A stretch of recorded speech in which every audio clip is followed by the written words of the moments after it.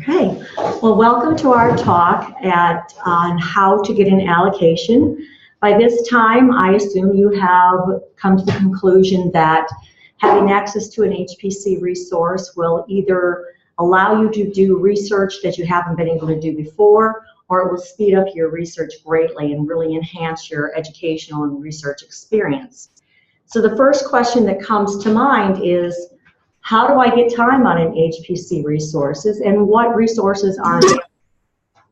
Well, the first thing you have to do is you have to have a project to be allocated to, and that requires you to submit a proposal. And that way you can access an HPC system. There are two ways that NICS allows or has direction into resources, HPC resources. The first one is the director discretionary process at the XSEDE and NICS Computer Center. And the second is through XSEDE, which is a group of computers housed across the country at different universities. And this is funded by the National Science Foundation in order to support open science research. There are two different processes, but there's a lot of similarities between the two. The first thing I want to look at is, what systems do we have available at the XSEDE-NICS Center for UT? And the first system we have available, they're all very different systems with very different usage. So the first one available is the Nautilus system, and that's an SGI UV1000 system. It has 1,024 cores, and those are Intel EX processors. Across the system, there is 4 terabyte of globally shared memory, which is kind of the niche that Nautilus has for itself, is that it has a large amount of memory. So if your code requires you to have a lot of data in memory in order to get to your calculations, then this is the system that you would have to have in order to complete your research. The other thing that Nautilus does very well is visualization. So if you're looking at visualization codes, then you might want to look at Nautilus for that. Darter is Cray XC30, and that's got 2 Intel Xeon ES2670 processors for a total of 16 cores and 32 gigabyte of RAM on each one of its 748 nodes. And that's basically a crunch and run machine. You're just going to do a lot of data crunching on that machine. And then the third system, which is slightly different, it's Cray CS300, and this is the development cluster, and it has the Intel Phi coprocessors on it. This is actually allocated slightly differently than all of the other systems. It's allocated through an open call process. At one of the end slides, I have a link to the open call process.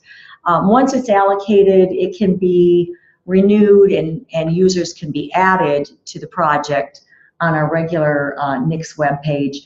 But in general, you know, there is a specific group that reviews these requests. And the second way to get an allocation on systems is through the XSEDE process. There are lots of systems in the XSEDE world, however, and they're all over at universities all over the country. These are the major systems. As you see at the bottom, there's a link that overviews all the resources in XSEDE, and that includes data and data storage and visualization and just plain clusters.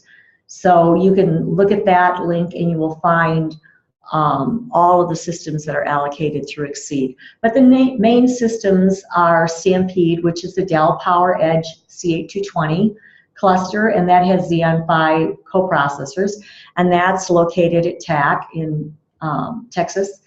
And then there's Gordon, which is an APRO cluster with Intel Sandy Bridge, and that's at SDSC.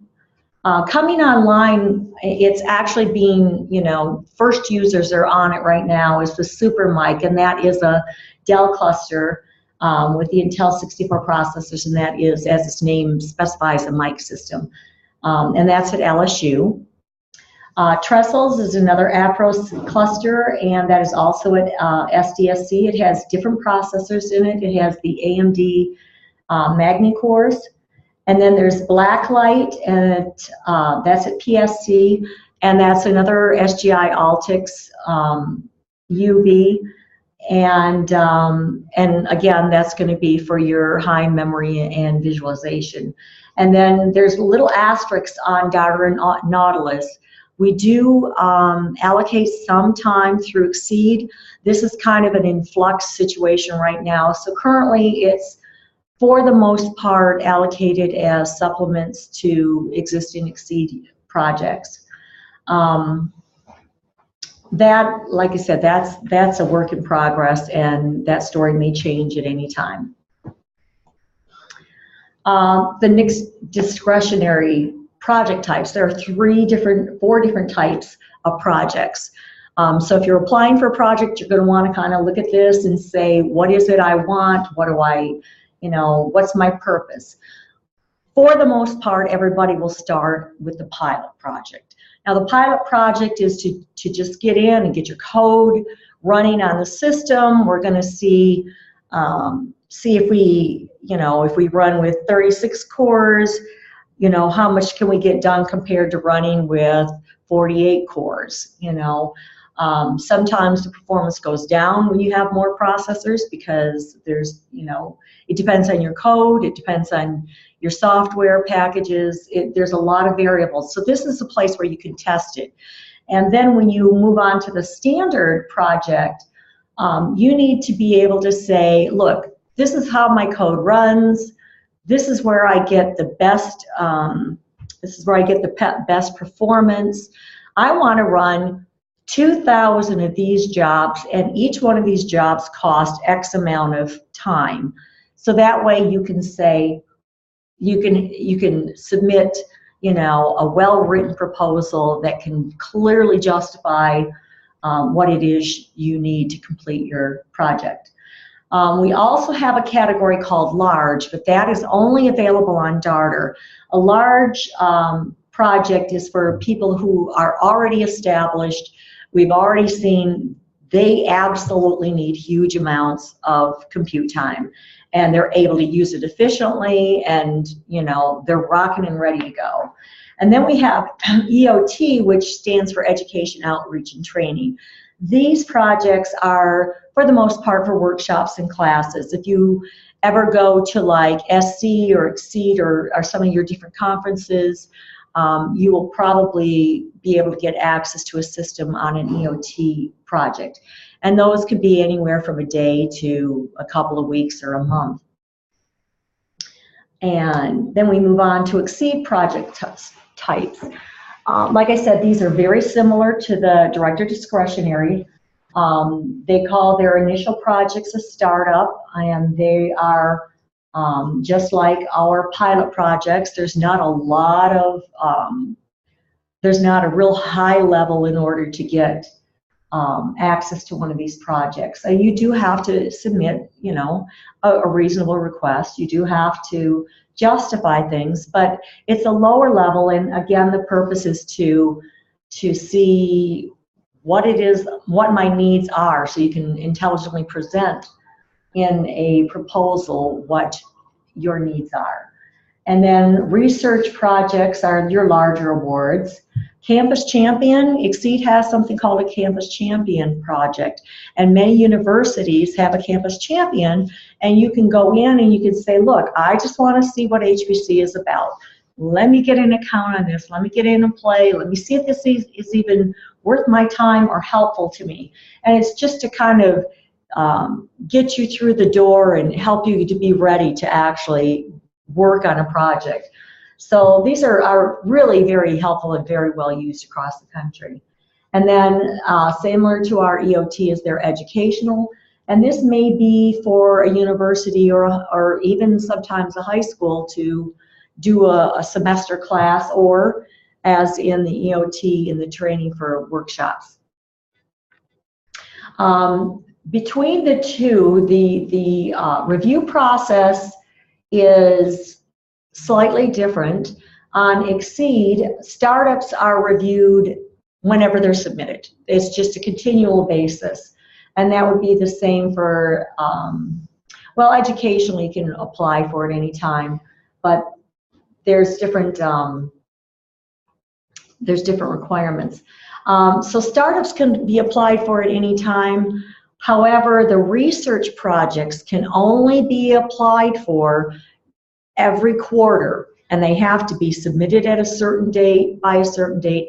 Then they are reviewed at a panel, and there are 2-3 reviewers that read the proposal and make recommendations, and then the entire panel discusses it and determines awards. It's very competitive because when you have 1 million and there are 15 million requested, sometimes it's very competitive.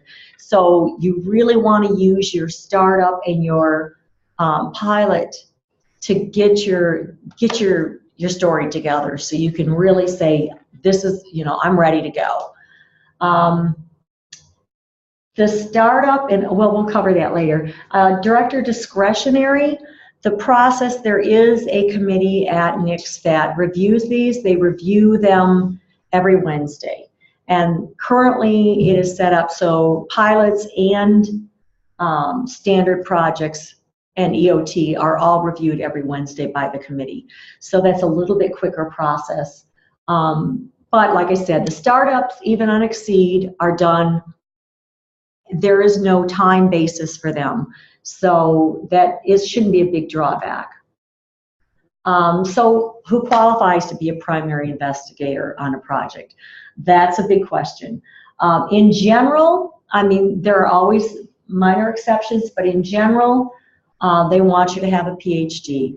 Now, if you're a student or a graduate student, don't be intimidated by this. Go to your advisor and say, this is what I want to study. This is, this is my research. And clearly, I'm sure that you're going to be, this is going to be part of what you want to do to graduate. And say, look, I want you to go to this and apply for it. And we will help you in any way possible. We really will do our best to work with you, and even if you submit it and we say, look, we just want some more information, we're going to tell you what we want and what form we want it in, and we'll do whatever we can to help you out. We don't want this to be a big barrier for you. I can tell you behind the scenes that there is a move to make it easier to get into this, not necessarily a full project, but to get all students access to the system, but it'll be on a more limited basis. But if you've got a research project and a full project, these are the requirements for that. The exceptions to the PhD would be, of course, if you're University of Tennessee faculty or staff or department head and NICS, NICS employees.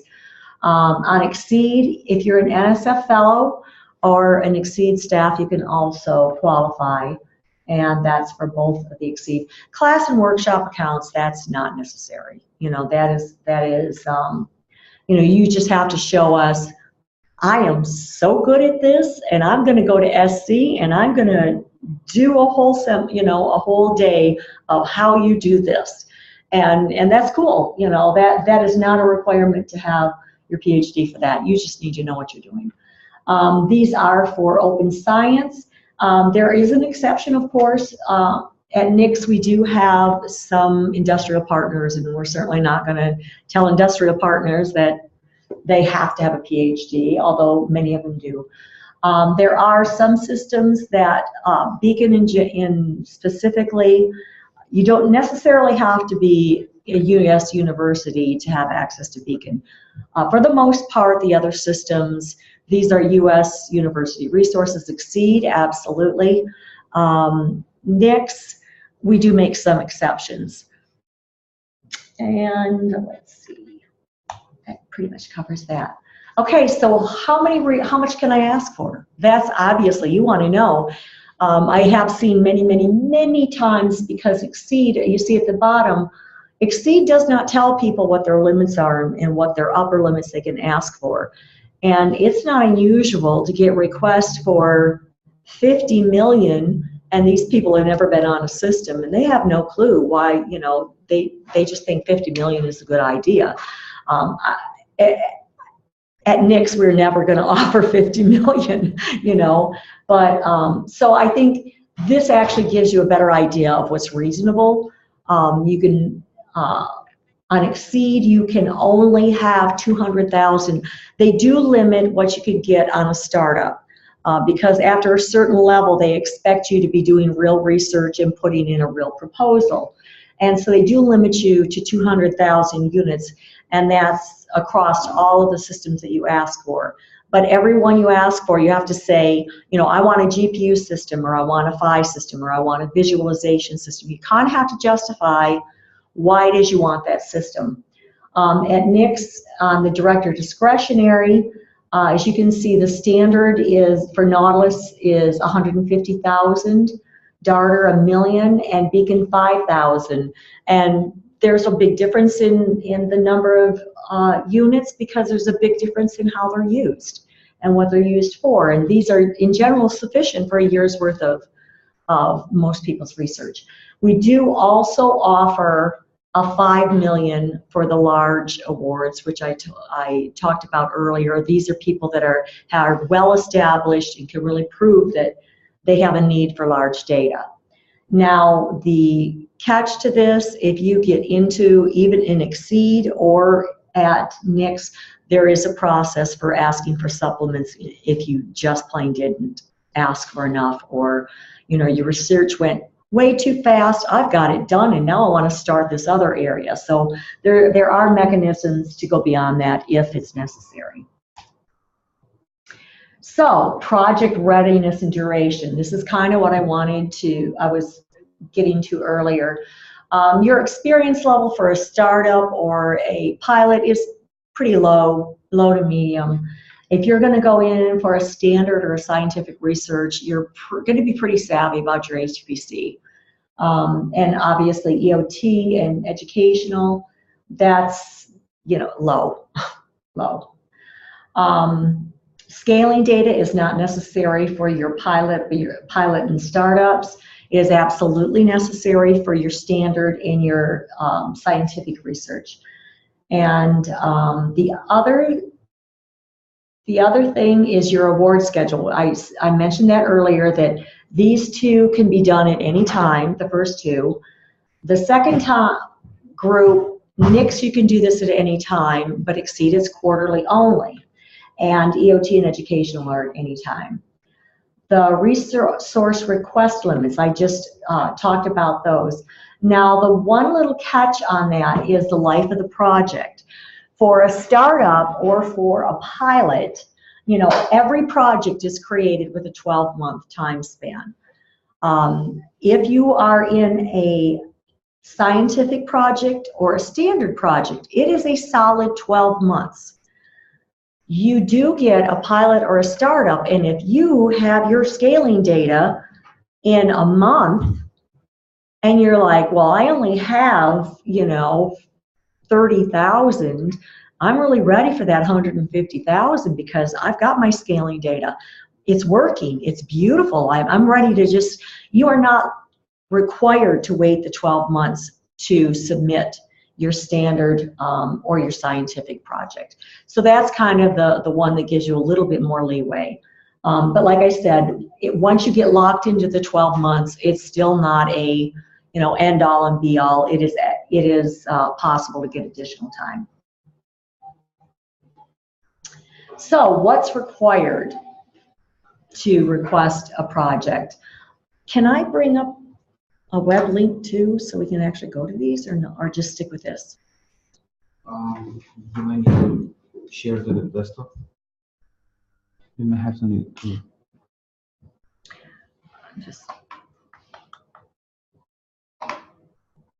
And let's bring up another file.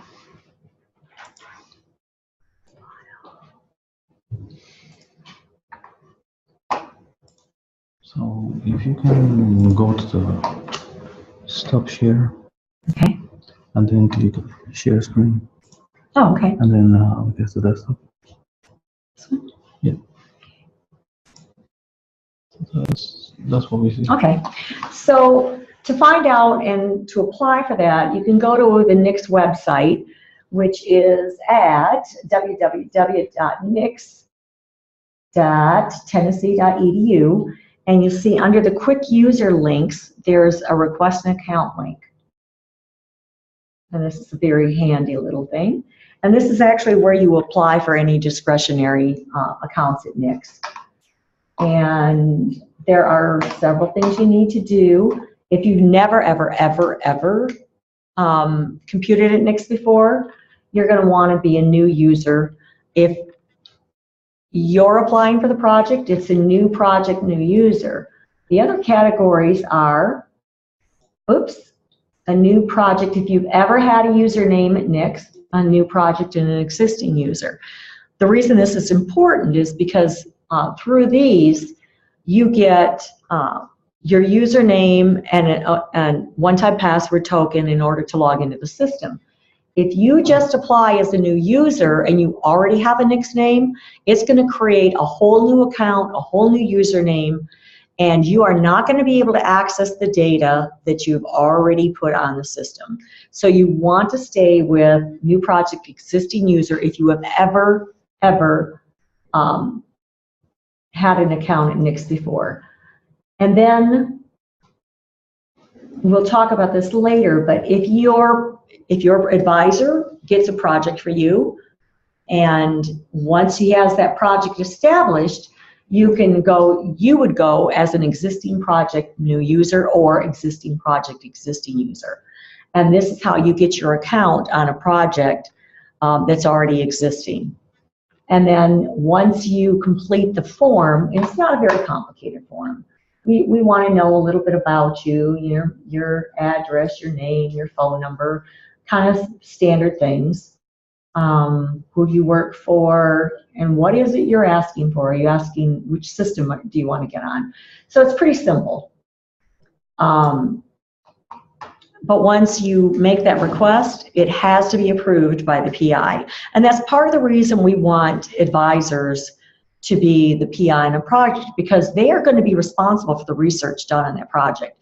They are going to be responsible for who is allowed to have access to the computer, who's allowed to, if you've got a common file, a common data, then he's going to be responsible for who has access to that data. So it's kind of, it's kind of important that those rules are adhered to. All right, now let's go back to here, because this is where we kind of came in. And if we go to there are links here that will bring up an additional web page.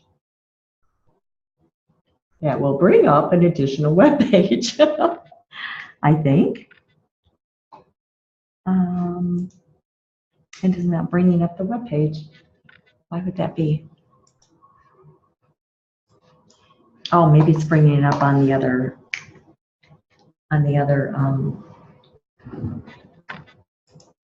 Let's see if it is bringing it up on the other. No, it's not. I'm not sure why that's not working. Okay, here we go. Okay, so basically this is going to just give you all the information that you need in order to apply for it. And that goes for standard, pilot, and EOT. So it's a pretty handy thing and reference for you. Okay, now can I go back to my PowerPoint slide? Stop share. And then go to share screen and choose this one. Okay, good. Okay. So once you go through that, you can see what's. Okay, so for XSEDE, kind of the same thing. I have some links here that will tell you all the information that you need, and it's almost identical to the DD process. And if you look down on the bottom, there's a link that gives you samples of successful. Actually, considered to be very well written proposals, because that's one of the biggest questions. And they also have like one day or one afternoon classes online on how to submit a proposal. So you can get a tutorial on how to submit a successful proposal. But these links to the samples are very, very helpful. And what are my reporting requirements? Well, XSEDE pretty much wants all your publications and results, and they're going to absolutely insist on that when you apply for a renewal for a proposal. You have got to provide everything you've done. JICS does have a publication database, and anything that is published or any workshops or any talks that you give, we'd like you to go to that link and upload them into that database and to acknowledge what you've done, and that's really helpful. We also look at those when we're looking at your proposals. But we do require that it's 6 months or 50% usage. We want to highlight out of you. You know, we want to know, okay, what are you doing? You know, we want to have some stories out of this. Standard, these are the things that we expect for that. And EOT, all we really want is to kind of feedback on how the workshop or class went, what did the people learn, how well was it received, you know, things like that, just a little report. Okay, so I just went over that. What does a good proposal look like? You really want to go to these links and take a look at these proposals. And NICS, we don't really have a formal database because we haven't actually requested our researchers' permission to publish any of that. So until we do, we can't really, you know, publish any examples. But there are some wonderful examples on these two links. And so the big question that always comes up is, I don't understand what you mean by a computational plan. And this is where most people get caught. Not as much at NICS, but definitely XSEDE. If you don't have a computational plan in there, pretty much they're just going to write you off, you know. So what is a computational plan? What does it look like? I don't know where to start. And this is a good example of what a computational plan looks like. What he has done is he's documented that I'm using this software for these simulations, and this is the scope of my simulation, and when I used this many processors, I got this kind of speed up, you know. But when I went to this size, you know, my utilization went down. It didn't give me as much for my money as I wanted. You know what I mean? And then he has these wonderful little graphs on the bottom that say, see, at this, we get this, you know. And then at the end, and this is kind of important, he says, I'm going to do 5 simulations. And it takes 9,276 and 46,720 service units for 2 domains. And that's a total of 1 simulation. I want to do that 5 times. So I'm going to take these 2 and multiply them by 5, and that comes to 279,908. Very clear, we can all understand. This is good math, you know. It's easy for people to understand, and it really says, I know what I'm doing. And it's reasonable, and pretty likely you're going to be awarded the time you need for that. So, this particular proposal, it goes through, I'm going to do these simulations. So he does this 3 or 4 times because he's got different things that he's researching. So this is what they're looking for. When you hear computational plan, this is what they want to see. So which allocation do I apply for? Obviously, the first thing you have to ask yourself is, which hardware meets my needs the best? Am I looking for visualization? Am I just crunching numbers? Do I need a whole lot of memory? You know, what's going on? Do I have my scaling data? If not, go for the pilot or the startup. And how much time do you need? Obviously, like I've emphasized over and over, the startup and the pilot are used to find out your data needs. And you know, if it's only going to be for a couple of months, or it's a 6-month thing, you know, just stick with the startup or the pilot. You'll be fine. And obviously, you want to choose the EOT or educational, if you have a class or workshop, because they're very low low level to get in and easy to apply for. So how do I gain access to a project, and how do I apply to a project? I just showed you on the website the link that we go to in order to apply for a project, and that's the same link for being added to a project. The one exception to that, and I said I would have it on the last slide, and that is the Beacon project, which goes through the open call process. And there's a link on our website for that, and it's jixtennessee.edu/AACE/beacon/open-call. And that gives you all the information you need in order to apply for a project on Beacon. And then for XSEDE, you first have to create a user account, and the link to create a user account is portal.xsede.org. And then once you do that, you could go to the XSEDE link for allocations. And that pretty much is all we have.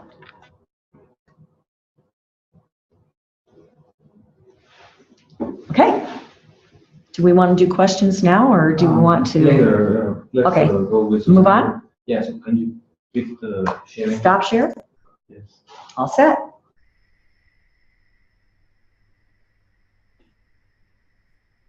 Hello everyone, I'm Suzanne. This is new conferencing software for me. Can you guys hear me? Let's see. All right. Do you guys see my screen? I don't hear you. Yeah, we do. You see my screen? Okay. I'll start my PowerPoint. So I'm representing the Oak Ridge Leadership Computing Facility, and a lot of the things that Patti has said about how you write a good proposal, how you show scaling, those things apply to my facility as well. We have 3 specific calls for allocations that I'll tell you about today, and I'll tell you a little bit about your resources. If you're applying to run at OLCF, what you're really aiming for, our primary resource is Titan, and it's a 200,909, let's say 300,000 CPU core computer with 18,688 graphical processors. Its peak theoretical speed is 27 petaflops. So this is the largest, fastest resource in for open science in the United States, and it's the 2nd largest in the world currently. That changes every 6 months as they do these benchmarking. Anyway, that's what you're applying for. So really, if you're aiming for our center, you are aiming for trying to get an allocation on one of the biggest computers in the world. Generally, the people that run here have codes that won't run on anything much smaller. We aim to get something like a quarter of 300,000 processors. That's what you need to scale up to. But anyway, let me go over our primary accounts. Can everybody hear me? Am I speaking too fast for the speaker system that we have set up? Hope it's good. No, we're fine. Okay, super. So the 3 primary calls that and really these are the only calls that you get time at OLCF, are the INCITE, which is a great acronym, INCITE and Novel Computational Impact on Theory and Experiment. This is sizable awards. This is the DOE Office of Science, one of their leadership or capability computing calls. You have 2 centers that you would get through this call. One is ours, OLCF, and the other is in Chicago at Argonne Leadership Computing Facility. The awards are sizable, so I'll talk a little bit more about that in detail. That category gets about 60% of our time, 60 to 70%. The next category is the DOE Office of Science Advanced Scientific Computing Research Leadership Computing Challenge. I'll just call it ALCC from here on out. Those are for high-risk, high-impact projects that are of particular interest to the DOE. They get about 30% of the time on Titan. That's usually 10 to 7 projects per year. The awards where almost everyone starts is the director's discretionary allocation.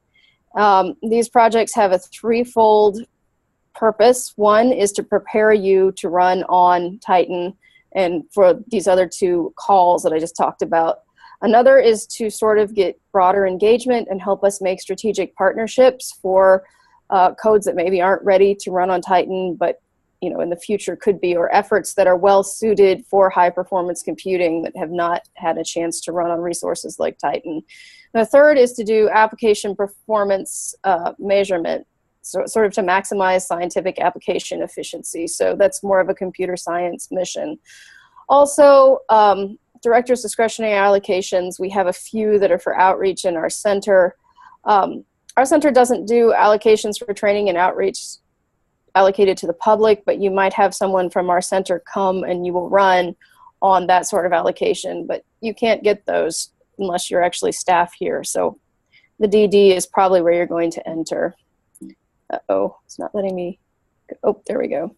Okay, so INCITE. 5 billion core hours were awarded in 2014. The average award was 100 million core hours. So Patti, I believe, said that some people try to ask for 50,000 or 50 million core hours on XSEDE resources. For us, we really are looking for that kind of allocation if you're going to do our flagship allocation, which is the INCITE. It's open to any scientific domain. Usually our PIs are university researchers, people from industry. Sometimes you'll have students, but very rarely. It's usually somebody that's an established research collaboration, probably across a couple universities. The INCITE calls are juried by a series of peers. So domain scientists from all over the country will look at the scientific merit of the call. And then you also have computational scientists that will judge whether the proposal can run and scale on Titan. Patti did a really nice job of explaining what it is to scale. It means you get faster as you add more processors. So there's 2 juries for that. Once you pass that process, if you do, you get an allocation. The current INCITE cycle just closed. Calls usually come out to start this once a year. The call is generally opens in April. Right now, we've just closed the call. Things have been juried, and we'll be making announcements pretty soon for who got those allocations. Generally, there are about 32 projects running on Titan that come in through this call, and usually we get 3 to 6 times that many applications, so it's pretty competitive. Our INCITE manager, we actually have a program manager. Her name is Julia White. I have her address there listed on the bottom of the slide in case you have specific comments. I'll show you the INCITE website in a minute if you want to see. They have a really nice explanation for tips for writing an INCITE proposal, and it has the sort of elements that you would want to include in any computational proposal. So I'll go through that just a minute. The diversity of science is pretty big. We've got from astrophysics to earthquakes to simulating engineering. People have simulated the structure of viruses. We've had some breakthrough science in terms of like defining the parameters and limits of physical matter. Someone in 2012 did a good definition of elements that were on the extreme edge of being able to exist. So our isotopes on the chart of isotopes, they sort of used the simulations to understand exactly where the limits of nuclear matter's ability to hang together were. So you have some very basic, real hard-hitting science things like that. Then you also have engineering topics, global climate change, practical things like how to design better organic photovoltaics for solar cells, nuclear structure. We blow up stars. That's the effort that I got my training in, was blowing up stars with Fortran on Jaguar, the predecessor to Titan, and then Titan itself. So there's a wide range of science that gets INCITE proposals. Here's our websites to get to those resources. If you want to look at those, you can go to the ALCF. I said INCITE's 2 centers, so that's the Argonne Leadership Computing Facility. They run a machine called Mira. You can learn more about that on their website. And then the OLCF website is given there as well, so olcf.ornl.gov.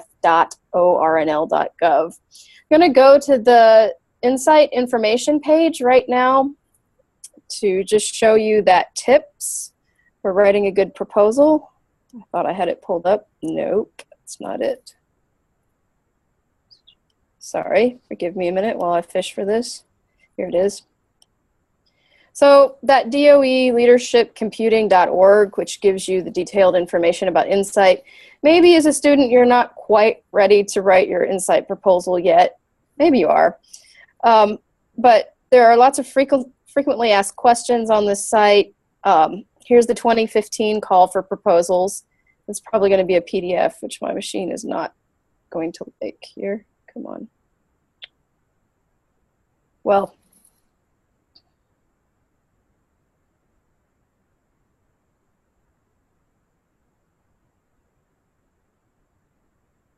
okay, I think that my rate is probably too slow running this conferencing proposal, but the INCITE website has a lot of good information on it. There's proposal writing tips, there's proposals submission preparation instructions, and the reason that I mention these is if you apply for any of our calls, we're going to sort of be looking for these same things. You won't have to probably justify them to the level that you would have to justify them for an INCITE call for, say, a director's discretionary account, but things like scaling, a computational plan, how are you going to manage your data? Do you have a place to put it? How are you going to feed yourself while you do this? Do you have funding? These sort of questions are generally going to be answered for any allocation at any user facility. So the INCITE website there at DOEleadershipcomputing.org has a lot of good information in that vein. All right, restart my PowerPoint.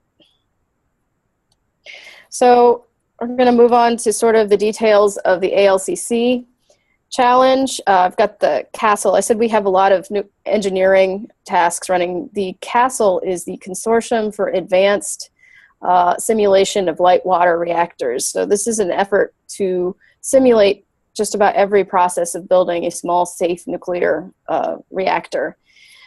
So that sort of exemplifies our engineering efforts. ALCC call often has people that come in for industry. So your proposal, if you're coming in for ALCC, is going to be of specific interest to the Department of Energy. That has to do with finding new clean sources of energy, finding novel ways to use existing sources, and also things like materials science, perhaps trying to model a carbon fiber that's going to be stronger and lighter than what the current generation of cars are built with. So they are lighter and also accident safe and use less fuel. So it's something to do with energy. Often another major interest of the Department of Energy is climate change, because of course that's going to impact how humanity uses energy. So there's a pretty broad range there, but if you're going to apply for the 10 to 7 ALCC projects that we select per year, probably you're going to be doing something that is related to energy or sustainability. And I've just shown sort of, these projects are not usually a single individual. A lot of these projects are big collaborations. For example, I'm showing the CASTLE partners in the bottom left of my slide, and you see there's several national labs, a few universities, Westinghouse, TVA. So, many of our projects are collaborations, and that's one of the ways that you can get involved in our machine if you're a student, is to work with one of these collaborations that already has a project. In fact, that's the majority of the students that work with us are coming in that exact way. I think I talked a little bit about some of this, that the proposals undergo a review for scientific merit and ability to run on Titan. Allocations get 30% of our time. We also,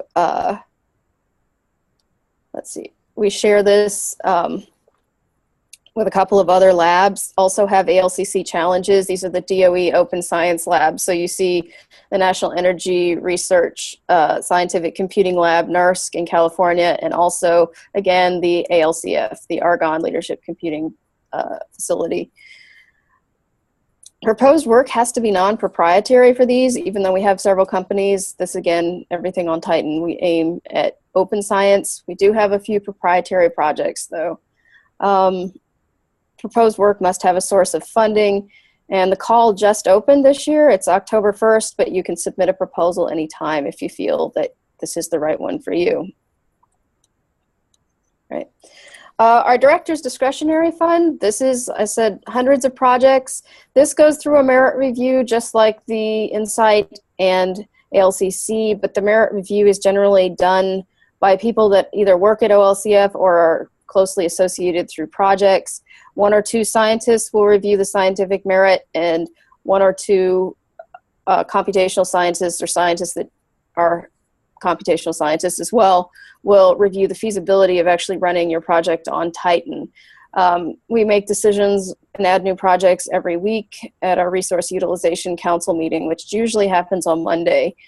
To get the information for how you would apply for a DD, you would go to the OLCF website, so that's that www.olcf.ornl.gov, and go to our documents and forms, and you can click the OLCF Director's Discretionary Project Application, and it tells you how to apply. It's a screened form. It's pretty simple. Again, we're looking for novel scientific work. We're looking for people that have run on at least a cluster at a university, codes that can run in parallel. We'll probably say more about this in the seminar, but most of the codes running on our machines are written in C, Fortran, or C++. They use something called the Message Passing Interface, MPI, or SHMEM, Shared Memory Interface. They also use another node level threading called OpenMP. This is something that you're going to hear about more because this is going to be one of the primary methods that is used to help put code on the mics for machines like Beacon, but you can use that with CPUs as well. And then they also use another form of programming or a family of APIs that's based on CUDA, and that's how you would access our GPU. Our GPUs on Titan is where you get the majority of the speed. GPUs are massively parallel processors. They have thousands of sort of core equivalents that are capable of doing thousands of arithmetic operations at once at a pretty good electrical efficiency. So that's why we've got the GPUs. So you have to know a few things. For the DD, you just basically have to have a parallel code. At minimum starting point would be a code that's in Fortran, C, or C++, or even Python that uses MPI. Once you get an account on our machines, something that a lot of times especially trips up our PIs, we track very carefully who has access to your data because we are beholden to export control. So every single person running on our machine has to fill out what's called the account request form. Even if you're the PI, the person that filled out the Director's Discretionary or INCITE or ALCC application and won the allocation, you still have to fill this out so we can trace exactly who has access to your data. And that's a service for you too, because you don't want people that you don't know about messing about in your data, and we have a paper trail to make sure that that's not happening. So any account you get with us, once you have the allocation, you'll go to our documentation and forums website and fill out, you'll fill out the account request form. It's very short and simple. This would be, I really encourage you, if you're a student, to try to find out. A lot of UT professors have INCITE projects or involved with INCITE projects. This would be the form that you would use to join another PI's INCITE project as well. And like I said, that's the way the majority of students join our projects. The other great way to join OLCF is to become an intern. And we have a program that's operated through Oak Ridge Associated Universities. I'm showing there, I had an intern over the summer who wrote a Mandelbrot code, just calculated this Mandelbrot with a serial code, and then did a tutorial with with MPI, OpenMP, and then also with the GPUs.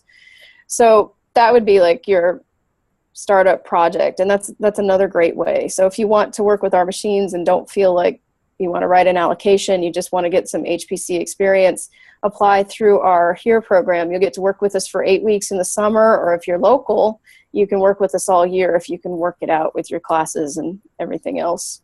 So that's all that I have. Do we have any questions at this point for me or Patti? I can't hear you guys at all, by the way. I think you're muted as far as my desktop is concerned. Yeah, we did mute our microphone. Anybody, any questions for Patti or for Suzanne? Thanks for the talk. Okay, you're welcome. Next week, we'll be talking in depth about the resources that we offer and what they're used for. So that's probably something that if you're interested in running on at either of our facilities, you want to come back for. All right, thank you. Very good.